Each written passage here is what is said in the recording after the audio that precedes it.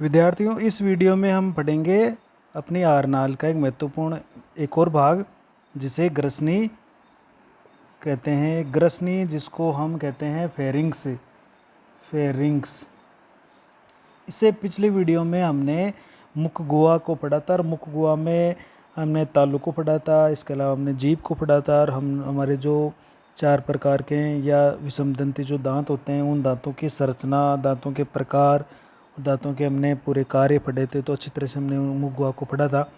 इस वीडियो में अपन पढ़ेंगे ग्रसनी, जो आहारनाल का दूसरा पार्ट है, जिसको हम ये कहें कि ग्रसनी। जैसे हम देखें तो एक चित्र बना के अपन देखें तो ग्रसनी इस तरह से है कि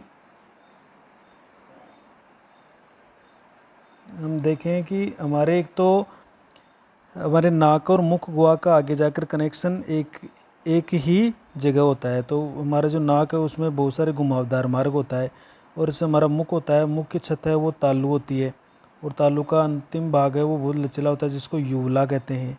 ये हमारी मुख की जो फर्श है जहाँ पर हमारी जीभ पाई जाती है। तो इस तरह से हम देखें तो यहाँ पर आगे जो नाक की जो गुहा है वो आगे जाकर इसका कनेक्शन एक जगह रहता है। तो ये जो पोर्शन है जहाँ पर हमारी श्वसन मार्ग और भोजन मार्ग, ये हमारा भोजन मार्ग है, ये भोजन मार्ग हो गया, भोजन मार्ग। तो ये यहाँ अंदर जा रहा है। इसी तरह से हमारा ये नासा मार्ग है, नासा मार्ग ये पीछे की तरफ जा रहा है। तो दोनों जाकर एक ही जगह, एक ही सम्मिलित जगह पर मिल रहे हैं। तो इस क्षेत्र को बोलते हैं हम, जो ये क्षेत्र है इस क्षेत्र को बोलते हैं ग्रसनी। ये इसको हम कहते हैं फेरिंग्स। अब आप देखो ग्रसनी के मुख्य तो 3 पार्ट हो गए। एक तो हमारे नासिक मार्ग की ओर वाला, एक हमारे मुख की ओर वाला, और एक नीचे की तरफ वाला भाग। तो हम ये कहते हैं कि ग्रसनी है वो मानव के जो श्वसन मार्ग है वह भोजन मार्ग का सम्मिलित भाग है, सम्मिलित भाग है, जहाँ पर श्वसन मार्ग व भोजन मार्ग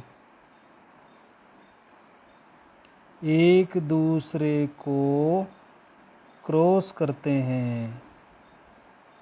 ये देखिए, तो अगर अपन ग्रसनी के देखें तो ग्रसनी के 3 भाग होते हैं, 3 भाग होते हैं। ये फर्स्ट पार्ट जो हमारे नाक की ओर वाला है, जिसको हम कहते हैं नासाग्रसनी, जिसको हम अंग्रेजी में कहते हैं नेजोफेरिंग्स। ये देखिए ऊपर वाला भाग है अगर, और पृष्ठीय जिसको पृष्ठ भाग कहते हैं। तो ये अग्र और पृष्ठ भाग है, जिसमें आंतरिक नासा छिद्र, देखो हमारे नाक वाले दोनों छिद्र बाह्य नासा छिद्र हो गए, अंदर भी छिद्र पाए जाते हैं। सॉरी, आंतरिक नासा छिद्र। तो यहाँ पर जिसमें क्या होते हैं कि आंतरिक नासा छिद्र और एक हमारे मध्य कर्ण से एक नलिका आती है, जिसको कहते हैं यूस्टेकियन नलिका, उसका भी एक छिद्र यहाँ आकर खुलता है। तो इसमें आंतरिक नासा छिद्र व यूस्टेकियन नलिका का छिद्र है वो ओपन होते हैं। ये जो यूस्टेकियन नलिका है इसका संबंध हमारे मध्य कर्ण से होता है, जिससे हमारे कान का जो पर्दा होता है, कर्णपट है, उसके दोनों तरफ वायु का दाब समान बना रहता है। दूसरा इसका पार्ट हम देखें तो वो है हमारे मुख ग्रसनी, जो हमारे मुख वाला पार्ट है। ये नंबर 2 पार्ट है, जिसको अपन कहते हैं ओरोफेरिंग्स। ओरोफेरिंग्स। तो ये हमारा मुख, ये अगर और थोड़ा नीचे वाला भाग है, अधर भाग, जिसमें हमारी जो मुख गुहिका है वो ओपन होती है, मुख गुहिका ओपन होती है। ये मुख गुहिका, ये मुख गुहा है, और मुख गुहा आगे जाकर इसके अंदर खुल जाती है। तीसरा इसका पार्ट है जिसको अपन बोलते हैं कंठग्रसनी। कंठग्रसनी जिसको अपन कहते हैं लेरिंगो फेरिंग्स। लेरिंगोफेरिंग्स। अब ये जो लेरिंगोफेरिंग्स है ये क्या है, तो देखिए हम जैसे इसका निचला पार्ट देखें तो निचले पार्ट में दो प्रकार की नलियां हैं। तो एक तो ये यहाँ पर ये नली और एक ये इसके पीछे पृष्ठीय नली। तो जिधर हमारी रीढ़ की हड्डी होती है उसको हम पृष्ठीय भाग कहते हैं, तो ये पृष्ठ नलिका हो गई। और हमारे छाती की तरफ या हृदय की तरफ इसको अधर भाग कहते हैं, तो ये अधर पार्ट हो गया। तो ये जो हमारी ये तो होती है हमारी श्वास नली और ये होती है भोजन नली। तो नीचे का पार्ट इसको कंठग्रसनी कह रहे हैं, यहाँ पर दो नलिकाएं है, ये तो श्वास नली भोजन नली। श्वास नली के ऊपर एक उपास्तिका बना हुआ छल्ला ये ढक्कन सा होता है जिसको एपिग्लोटिस कहते हैं। अब जैसे कोई भोजन मुख से हमारी भोजन नली में आता है तो ये जो एपिग्लोटिस है ये श्वास नली को ढक लेता है और भोजन श्वास नली में जाने से बच जाता है। तो इस तरह से अपन इसके दो पार्ट पढ़ेंगे कि कंठग्रसनी है ये हमारी जो ग्रसनी है उसका पिछला भाग है जिसमें दो छिद्र पाए जाते हैं, दो छिद्र पाए जाते हैं। तो पहला छिद्र है जिसको अपन गाठी द्वार कहते हैं, गाठी द्वार जिसको कहते हैं ग्लोटिस। ग्लोटिस। तो ये तो किसका छिद्र है, श्वास नली का छिद्र है, श्वास नली का छिद्र है। और इसकी स्थिति कैसी है हमारे शरीर में, अधर स्थिति में होता है ये। रीढ़ की हड्डी की तरफ को तो हम कहते हैं पृष्ठ स्थिति और हमारे हृदय की तरफ वाली स्थिति को कहते हैं अधर स्थिति। दूसरा होता है छिद्र जो जिसको निगलन द्वार कहते हैं, इसको बोलते हैं गुलेट। निगलन द्वार या गुलेट ये हमारी भोजन नली का छिद्र होता है जिसके द्वारा भोजन है वो आमाशय में पहुंचाया जाता है। और इसकी स्थिति कैसी है, पृष्ठ स्थिति में होता है, ये पृष्ठ स्थिति में। नेक्स्ट अपन करते हैं जो ग्लोटिस है। ग्लोटिस जो ग्लोटिस है जैसे ये तो हो गई हमारी, ये जैसे ये तो हो गई भोजन नली। भोजन नली और भोजन नली के इधर अधर स्थिति में है श्वास नली। तो श्वास नली के ऊपर यहाँ पर एक पीले इलास्टिन तंतुओं कार्टिलेज का उपास्तिका बना हुआ एक ढक्कन होता है जिसको एपिग्लोटिस बोलते हैं, इसको कहते हैं एपिग्लोटिस। ग्लोटिस के ऊपर एपी का मतलब ऊपर, ग्लोटिस का मतलब श्वास नली का छिद्र। तो ग्लोटिस के जो ग्लोटिस है, ग्लोटिस के ऊपर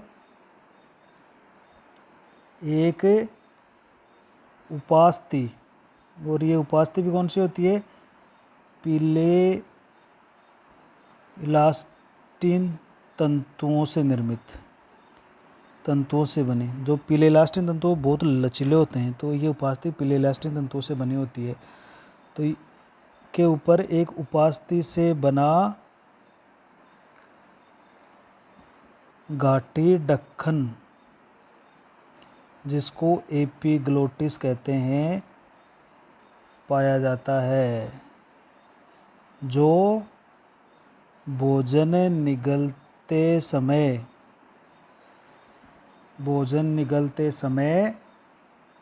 ग्लोटिस कौन है, श्वास नली का छिद्र, श्वास नली का छिद्र को ढक लेता है जिससे भोजन कण श्वास नली में नहीं जा पाते हैं। तो इसे श्वास नली में भोजन के कण जाने से रुक जाते हैं। अगर कोई भी भोजन का कण श्वास नली में पहुंच गया ना तो मैं किस तरह से रिएक्ट करता है कि हम तेज़ी से खांसी आती है और भोजन के कण को बाहर फेंका जाता है। तो अगर भोजन का कण हम श्वास नली होता है फेफड़ों में पहुंच जाता है तो फेफड़ों को नुकसान भी पहुंचा सकता है। तो कई बार हम कहते हैं कि भोजन करते समय अपन को बात नहीं करनी चाहिए। तो बात करने का ये रीज़न है कि बात करोगे तो फेफड़ों से हवा आएगी और ग्लोटिस की जो क्रियाविधि है वो गड़बड़ा जाएगी। तो हो सकता है कि कोई भोजन का कण है वो ग्लोटिस की सही तरीके से काम नहीं करने की स्थिति में श्वास नली के अंदर प्रवेश कर जाए और वहाँ पर विपरीत परिस्थिति का सामना करना पड़े। तो भोजन करते समय हमें निश्चित रूप से बात करने से बचना चाहिए। तो ये श्वास नली में जाने से रोकता है। तो एक तरह से ये हम इसको जैसे पुलिसमैन की तरह कहते हैं, तो एपिग्लोटिस को ट्रैफिक पुलिसमैन भी कहते हैं।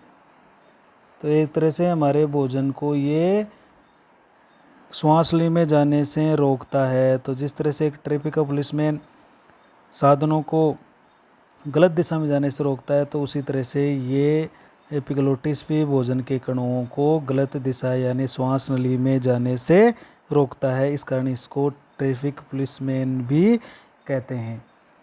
तो ये हमारी पूरी ये फेरिंग्स की है। तो कई बार ये होता है कि ये जो लेरिंगोफेरिंग्स है इसमें सूजन आ जाती है। तो एक इसमें एक डिजीज हो जाती है लेरिंगोफेरिंजाइटिस। तो लेरिंगोफेरिंग्स में टाइटिस का मतलब होता है सूजन, तो इसमें सूजन आ जाती है। तो ये सूज जाती है और इसमें दर्द का एहसास होने लगता है जीवाणु संक्रमण के कारण। तो ये हमारी थी ग्रसनी, और ग्रसनी के कारण किस तरह से भोजन है वो हमारे भोजन नली में जाने से रुकता है, जिसमें एपिग्लोटिस अपना काम करता है। तो हमने इस तरह से इसको पढ़ लिया है। नेक्स्ट एक हम छोटा सा टॉपिक और पढ़ लेते हैं। हमारी ग्रास नली यानी आगे जो हमारी इस जो गुलेट है भोजन नली का जो छिद्र है, छिद्र से एक नलिका आमाशय तक जा रही है, इसको अपन कहेंगे भोजन नली। तो अपन नेक्स्ट टॉपिक पढ़ लेते हैं अपनी भोजन नली। भोजन नली जिसको ग्रास नाल भी कहते हैं या ग्रास नली भी कहते हैं, और इसको कहते हैं अपन ईसोफेगस या इसको कहते हैं फूड पाइप भी कहते हैं। इसकी लेंथ अपन देखें तो लगभग 25 सेंटीमीटर इसकी लंबाई होती है। 25 सेंटीमीटर की लंबाई हमारे भोजन नली में पाई जाती है। ये गले से होते हुए वक्ष गुहा से होते हुए डायफ्राम जो वक्ष गुहा और उदर गुहा को पृथक करता है को भेद कर उदर गुहा में आमाशय में जाकर खुलती है। अच्छा, ये हमारी भोजन नली है। भोजन नली है वो इस तरह से हमारे आमाशय के अंदर जाकर ओपन होती है। तो ये इस तरह से हमारे भोजन नली इसके डायफ्राम होता है, ये डायफ्राम है वो। तो ये हमारी वक्षीय गुहा हो गई और ये उदरीय गुहा हो गई, और इस तरह से ये भोजन नली है वो 25 सेंटीमीटर लेंथ की हमारे आमाशय से जुड़ी। ये हमारा आमाशय हो गया, ये आमाशय से जुड़ी, ये आमाशय में जाकर खुलती है। इस भोजन नली को देखें ना, तो भोजन नली है उसके अग्रभाग में, इसके जो अग्रभाग है, अग्रभाग जो इसका है वो ऐच्छिक पेशियों का बना हुआ है। ऐच्छिक पेशियों से बना होता है, और जो बाकी का पार्ट बच गया, शेष भाग जो बच गया वो अनैच्छिक पेशियों का बना हुआ है। अनैच्छिक पेशियों से बना होता है। और अनैच्छिक पेशियाँ कैसी होती है? चिकनी, और हमारी ऐच्छिक पेशियाँ होती है रेखित। तो इसका ध्यान रखने वाले थे, इसका जो अग्र पार्ट है वो तो ऐच्छिक पेशियों का बना हुआ है, बाकी का जो पार्ट है वो अनैच्छिक पेशियों का बना हुआ होता है। तो ये काम कैसे करती है? तो ये जो जैसे ही भोजन आता है ना, तो इस तरह से भोजन आता है, तो भोजन की एक लहरदार संकुचन होता है इसमें, और लहरदार संकुचन है वो आमाशय तक पहुंच जाता है।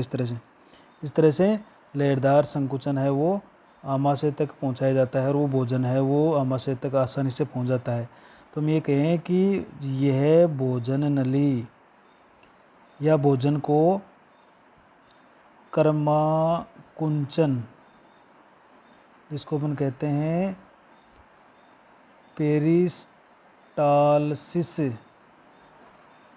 कर्माकुंचन गति द्वारा आमाशय तक पहुंचाती है, आमाशय तक पहुंचाती है। तो ये जो पेरिस्टालसिस मूवमेंट कैसे होती है, जो ये हमारी आहार नाल की जो मसल्स होती है ना, मांसपेशियाँ, उस मांसपेशियों में एक लहरदार संकुचन उत्पन्न होता है, उसके कारण से ये गति होती है। जैसे अपन एक ठहरे हुए पानी के अंदर एक कंकर डालें तो लहर उत्पन्न होती है और वो लहर किस तरह से किनारे की तरफ जाती है, उसी तरह से भोजन नली में लहरदार संकुचन पैदा होते हैं और वो लहरदार संकुचन के कारण भोजन है वो लगातार आमाशय में पहुंचाया जाता है। अगर इसकी अपन इसका काटें या इसकी दीवार की संरचना देखें तो भोजन नली की जो दीवार है उस दीवार में निम्न स्तर पाए जाते हैं, निम्न स्तर पाए जाते हैं। तो अगर हम भोजन नली की इसकी संरचना देखें तो इसके बाहर की तरफ स्तर होता है, फिर इसके बीच में होता है और फिर अंदर की तरफ। तो सबसे बाहर की तरफ जो स्तर होता है उसको तो हम कहते हैं सीरोसा, अंदर वाले जो होता है उसको अपन कहते हैं पेशी स्तर, पेशी स्तर। और फिर पेशी स्तर के जो अंदर होता है उसको बोलते हैं सब म्यूकोसा या अधश्लेष्मिका, और सबसे जो अंदर होता है उसको बोलते हैं म्यूकोसा। ये सबसे अंदर होता है और ये होता है सबसे बाहर की तरफ। तो इस तरह से इसके 4 स्तर होते हैं। तो सबसे बाहर की तरफ तो हो गया सीरोसा, ये सबसे बाहर होता है। दूसरा होता है पेशी स्तर, जिसको अपन कहते हैं मस्कुलर लेयर। इस पेशी स्तर में 2 तरह की मांसपेशियाँ तो बाह्य जो होती है वो अनुदैर्ध्य पेशियाँ होती है, अनुदैर्ध्य पेशियाँ, और भीतर की तरफ होती है वर्तुल पेशियाँ, इनको सर्कुलर पेशियाँ भी कहते हैं। तो हमारे भोजन नली में 2 तरह की पेशियाँ होती है। आमाशय में अपन 3 तरह की पढ़ेंगे, एक तिरछी और हो जाती है, आमाशय में तिरछी पेशियाँ और पाई जाती है, लेकिन हमारे भोजन नली में 2 ही पेशियाँ होती है, अनुदैर्ध्य पेशियाँ जो बाहर की तरफ होती है और वर्तुल पेशियाँ जो कि अंदर की तरफ पाई जाती है। इस तरह से बाहर की तरफ तो होती है अनुदैर्ध्य पेशियाँ और अंदर की तरफ होती है वर्तुल पेशियाँ। तीसरी इसका जो परत है उसको हम कहते हैं सब म्यूकोसा। तो सीरोसा हो गया सब सीरोसा, फिर मसल्स लेयर होगी, और तीसरी परत होगी सब म्यूकोसा। ये सब म्यूकोसा है ये संयोजी ऊतक का बना हुआ है, संयोजी ऊतक से बना। और इसमें देखिए तंत्रिकाएँ होती है, रक्त वाहिनियाँ होती है, लसिका वाहिनियाँ होती है, लसिका वाहिनियाँ, लसिका वाहिनियाँ पाई जाती है।